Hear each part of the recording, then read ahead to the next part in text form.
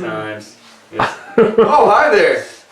Welcome to another edition of the Chi-Town Daily News Sports Chat from the Zebra Lounge with Mr. Norm Van Leer, Mr. Andrew Seidler, and Mike DePilla. I'm Mike McGuire, and today we're putting the final stamp on the Bulls season. A depressing end, but a pretty good run. Boys, what do you think? That was a good season. I would have liked to see at least that Game 7 in Miami. It would have been exciting. Game 7, even if it's the first round, it's an exciting series. Yeah. But it was a nice season. I had a good time following them. There were a lot of downs early on, but they got it going and they got in the playoffs. And I think they have reason to look forward to next season. They didn't do it the way we expected them to. Finishing the season with the 10 wins and 12 games to get in the playoffs. I think we thought they might have a little easier to go of it early.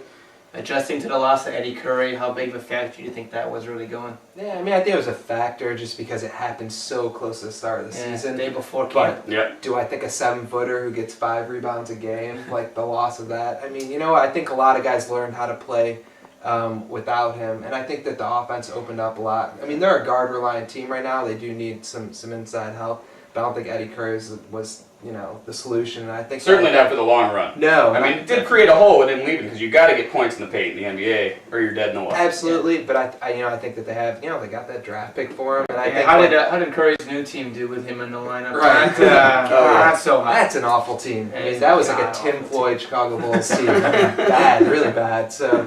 I think we have a lot to look forward to. I think this is a team that's up and coming. I look for us to be, depending on what happens the offseason, but I look for us to be in the second round, a top 4 team in the conference next year. Yeah. Well, and you wanted to see them take a step.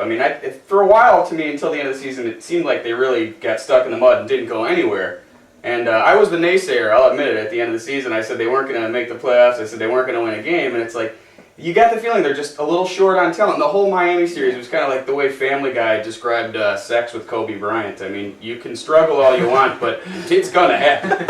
They just didn't have the talent. They were, even though Miami didn't play that good, and they still, pretty much won that season, the series easily. That's a team with a future MVP in Dwayne Wade, a past MVP, Shaquille O'Neal. You have a bunch of, Gary Payton, Antoine Walker, former All-Stars. Jason Williams might have been an All-Star one year. That's a really good team. They won out because they were the better team. I don't know if they necessarily played better. Their defense got together late in the series. But, Bulls have a lot to feel good about. I think a lot of people will pick them to lose in probably 4 or 5 games. No question. Most people did. They pushed them. And the 2 games they won at home, they looked like a really good team, the Bulls. So, it's going to be an exciting offseason. They've got $15-20 million under the cap. They've got 2 first-round draft picks, and they're a really young team that, just that alone, a year of experience, they should be a better team. So who's the stud out there? Who do you want to see them go after with those 2 first picks, and what do we need? In the draft? Yeah.